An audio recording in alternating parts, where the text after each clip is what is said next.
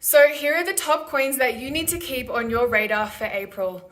By the way, guys, I said from the beginning of this year that I expect a lot of volatility, and that is definitely what we've been seeing. So I hope that everyone is managing their risk amongst all these crazy variables that we are currently up against.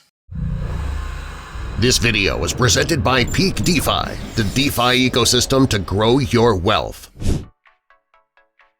So I want to start off this video talking about XRP. So the XRP lawsuit settlement could be right around the corner, and this could be a really good time to profit, and here is exactly why.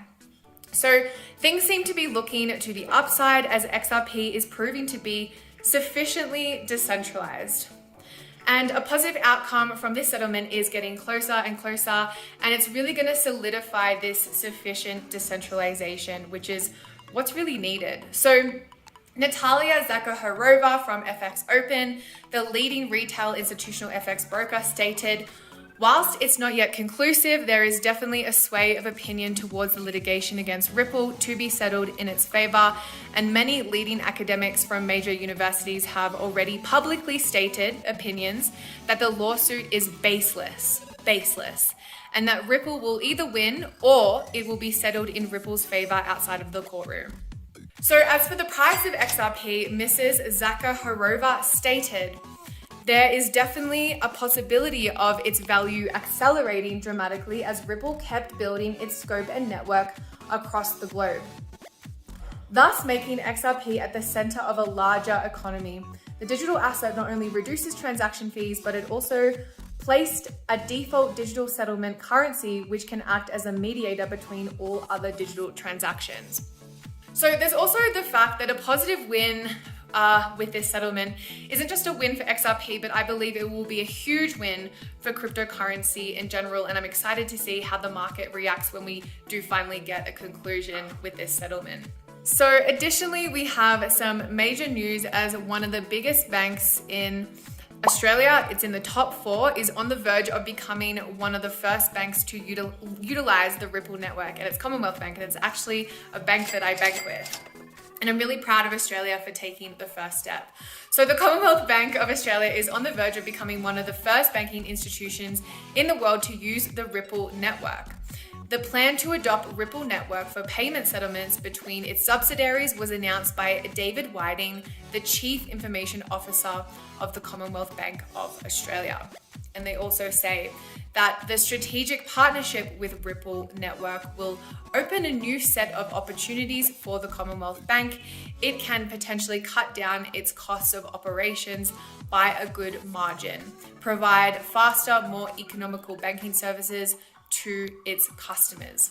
So for those that don't know, the Ripple network uses its own version of a public ledger, similar to other digital currencies, but unlike Bitcoin or Ethereum, the network is exclusively developed for institutional use. So this network will offer a competitive edge to banks such as the Commonwealth Bank, and I'm excited to see where this goes. Okay, so the next coin that I want to talk about is Ethereum. So we are on the dawn of one of the most historical events to happen to Ethereum, and it's only 3 months away. So you would have noticed that there has been a big run up with Ethereum's price recently as anticipation is building for the biggest software upgrade in Ethereum's 8-year history. Just go look at Ethereum's chart right now and you'll see. So this upgrade is called the Merge, and it's expected to change how transactions on Ethereum are ordered, helping the network consume less electricity. That's a big thing. And run more efficiently, and also just keep up with all the array of Ethereum competitors out there, AVAX, Solana, Phantom. You know, Ethereum really needs to kind of keep up with the efficiency, the cheapness, and the speed of all these other layer ones. So importantly, what you guys need to know about what this means for price. So this merge is essentially a Bitcoin halving on steroids. It is a Bitcoin halving on steroids. So just to give you an idea, the Bitcoin halving is a 50% reduction in admissions to proof of work miners that takes place every 4 years. You guys, if you've been in cryptocurrency for a while, you would know this. So essentially, the block rewards you get are cut in half and the scarcity of Bitcoin goes up, and then, you know, the price of Bitcoin goes up, and that's why Bitcoin is where it's at right now. But what is Ethereum going to do with their issuance of rewards?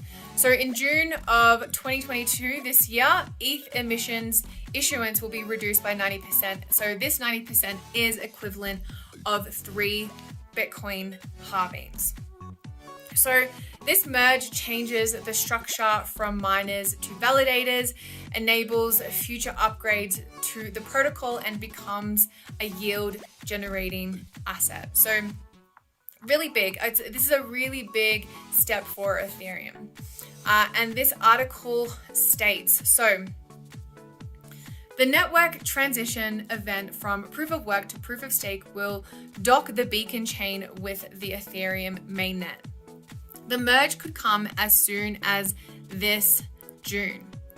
So the 10 million ETH staked in the beacon chain is currently earning around 4.8% per year in yield for investors. So that's if you're staking your Ethereum.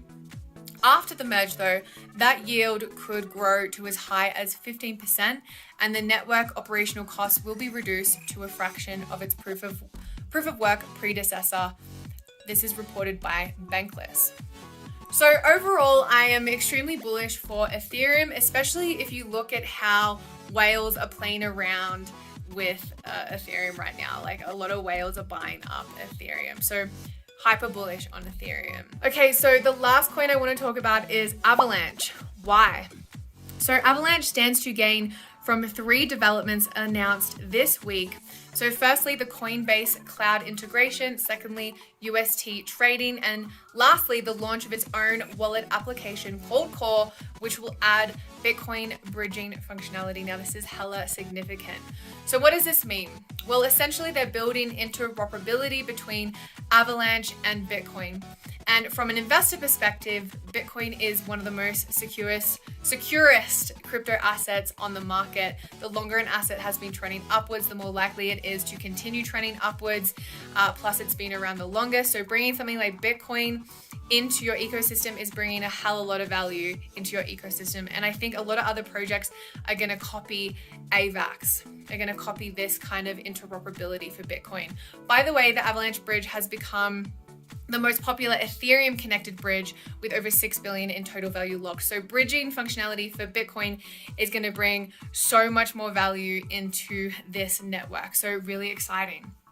Furthermore, as part of the new support features, as I mentioned with the Coinbase cloud, it's going to be running AVAX validator nodes, and this will allow the Avalanche network participants to stake their AVAX token with Coinbase Cloud and, you know, delegate power for validating transactions on the blockchain and all that kind of good stuff. So really interesting developments coming from AVAX. Also, I just want to add some technical analysis just really quickly. We have been hitting resistance at the $100 level for AVAX. So I'm setting a take profit at $100. I do think we're going to move past that in April. I really do, but I think that we're going to first hit that key resistance level at $100 first, and then we're going to bounce. Okay guys, thanks for watching today's video. I'll see you next time.